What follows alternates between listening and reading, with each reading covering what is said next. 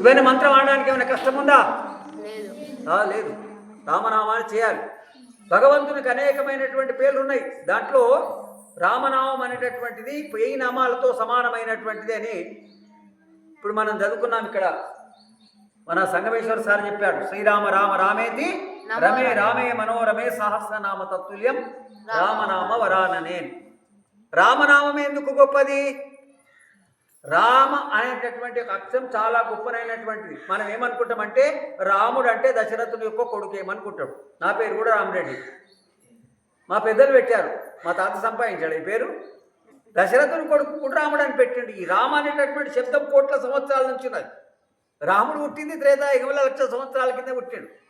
రామ అనేటటువంటి అగ్ని బీజము, రా అనేటటువంటి అక్షరం ఏదైతే ఉందో ఆ అక్షరము సూర్యప్రకాశమైనటువంటి యొక్క తేజస్సు. రా అనేటటువంటి ఒక అక్షరం ఉంది.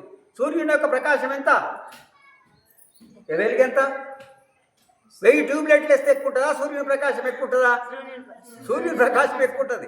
కాబట్టి రామనామం కూడా సూర్యుని ప్రకాశంతో సమానమైనటువంటి ప్రకాశాన్ని ఇస్తుంది.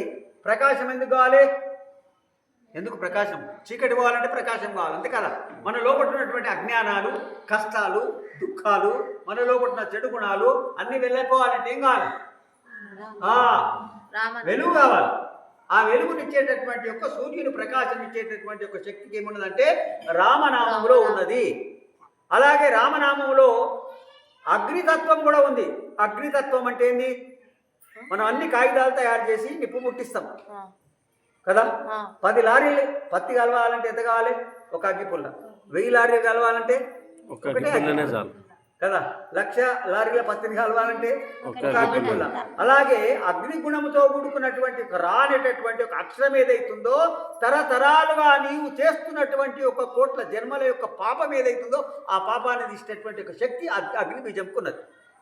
సూర్య తేజస్సు ఉన్నది రాలో, అగ్ని తేజస్సు కూడా రాలో ఉన్నది.